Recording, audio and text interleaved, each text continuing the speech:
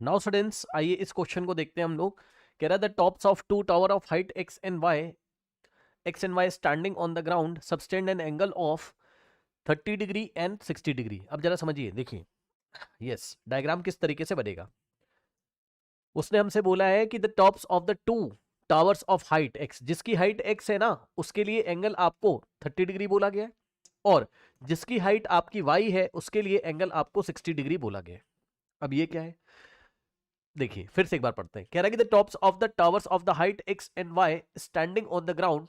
ठीक है, तो एक काम करते हैं भाई हम लोग, ठीक है, हम एक ग्राउंड बनाते हैं इस तरीके से। ये हमारे पास एक ग्राउंड है इस तरीके से, ठीक, ग्राउंड है, ये ग्राउंड का लेवल है आपका, ठीक, और इस ग्राउंड लेवल पे आपके पास दो टावर्स है, ठीक, एक की हाइट आपको एक्स दिया है, एक की हाइट आपको वाई दिया है। अब आगे पढ़ते हैं, कौन सा छोटा है कौन सा बड़ा है हमें अभी नहीं पता है ना, हमें अभी नहीं पता है, तो हम आगे पढ़ के पता करेंगे अभी। उसने बोला the tops of the two tower of height x and y standing on the ground subtend the angle of 30 degree and 60 degree respectively at the centre of the line joining their feet. मतलब समझो भाई, अभी हमें height नहीं पता है, कोई बात नहीं है भाई, एक टावर यहां होगी, ठीक, और एक टावर आपकी यहां होगी। कौन छोटा है कौन बड़ा है हाइट में अभी हमें नहीं पता, लेकिन हम पता कर लेंगे। देखिए किस तरीके से भाई, एक टावर आपकी यहां पर इस तरीके से, और एक टावर आपकी यहां पर इस तरीके से, एक छोटी होगी एक बड़ी, अभी देख लेते हैं ना। अब सुनिए, उसने हमसे क्या बोला है, the top of the to towers of height this and this standing on the ground subtend an angle of 30 degree. अब सुनो, अब सुनो, ये जो बात उसने बोली है ना आपसे,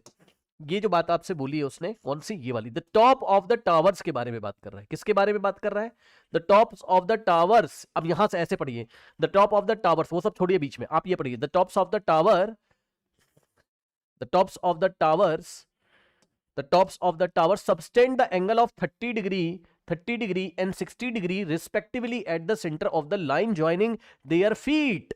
इतना पढ़िए आप, ऐसे क्वेश्चन पढ़िए। मतलब इसके जो टॉप है ना, ये लाइन ज्वाइनिंग देयर फीट पे कितना एंगल बनाते हैं, 30 एंड 60। मतलब समझो, लाइन ज्वाइनिंग फीट क्या है आपका, ये बताइए कि देखिए ये वाली टावर का फीट ये रहा, फीट का मतलब बॉटम वाला पॉइंट, उसका पैर जो है, और दूसरी टावर का फीट ये रहा। ठीक है, सुन लो ध्यान से, फर्स्ट टावर का फीट ये रहा और दूसरी टावर का फीट आपका ये रहा। तो फीट को ज्वाइन करने वाली जो लाइन है, दिख रहा है भाई, यही तो लाइन है आपकी फीट को ज्वाइन करने वाली। इसका जो मिड पॉइंट है ये रहा इसका मिड पॉइंट, ठीक, एम इसका क्या है, mid point, M is the mid point of line joining their feet. Okay, तो उसने बोला है कि जो टावर के टॉप हैं वो इस पॉइंट पे, वो इस पॉइंट पे, इस मिड पॉइंट पे, देखिए इस टावर का टॉप ये रहा और उस टावर का टॉप ये रहा, तो इसके जो टॉप हैं वो मिड पॉइंट पे कितना एंगल सबटेंड कर रहे हैं ये हमें बताया गया है।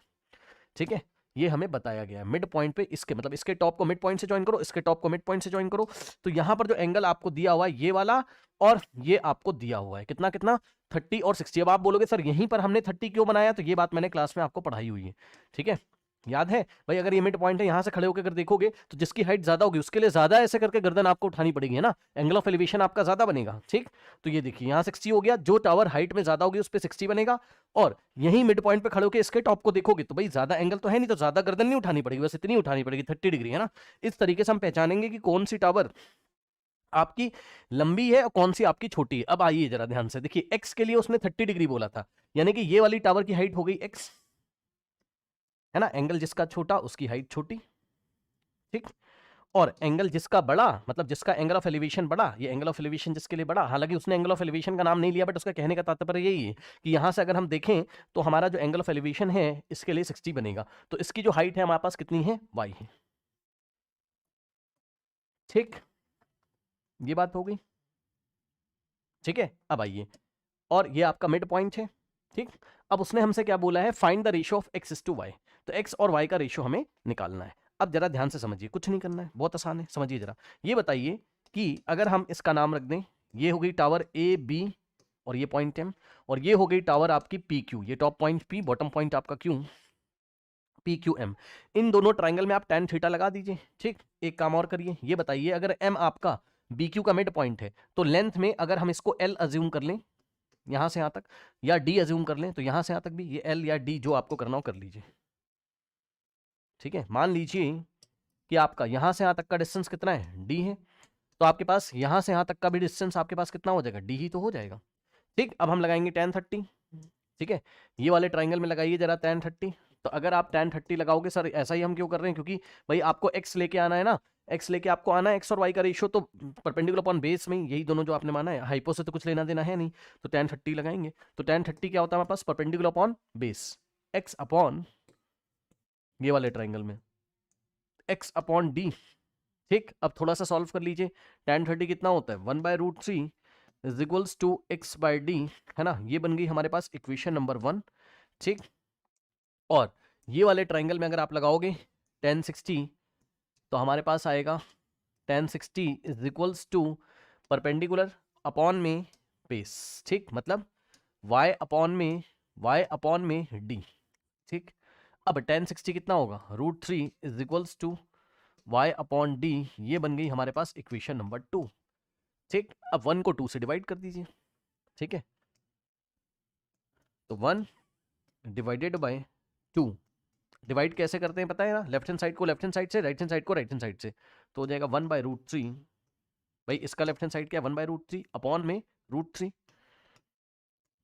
This by this is equal to this by this, यानी कि x by d, right hand side को राइट हैंड साइड से डिवाइड करो तो x by d divided by y by d, है ना, तभी तो आपको x और y का रेशियो मिलेगा ना। अब देखिए d से d आपका गया, ठीक, और √3 से √3 मत काट देना, है ना, आपका ये √3 आके नीचे मल्टीप्लाई कर देगा, तो यहां पर हो जाएगा आपका, देखिए 1 ऊपर रहेगा, √3 आके नीचे मल्टीप्लाई करेगा √3 में, तो √3 इंटू √3, ठीक, इज इक्वल्स टू x ऊपर बचा और y नीचे बचा, तो x अपॉन में y। अब √3 इंटू √3 क्या होता है 3, तो 1/3 is equals to x by y, यानी कि x बाय y का मतलब हो गया 1/3, x बाय y का मतलब हो गया x ratio y is equals to 1/3। So 1/3 is the final answer. आइए बढ़ते हैं हम लोग नेक्स्ट क्वेश्चन की तरफ।